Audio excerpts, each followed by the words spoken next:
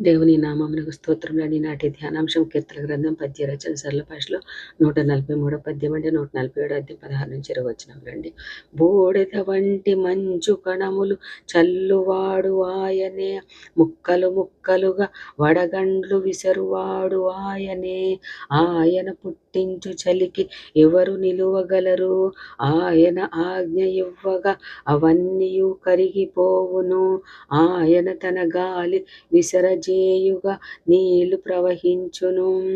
ఆయన తన వాక్యము యాకోబునకు తెలియజేసెను. తన కట్టడలను, తన న్యాయ విధులను ఇశ్రాయేలునకు తెలియజేసెను. ఏ జనమునకు ఆయన ఇలాగు చేసి ఉండలేదు. ఆయన న్యాయ విధులు వారికి తెలియకయేయున్నవి. యెహోవాను స్తుతించుడి, యెహోవా నిరంతరము ఏలును.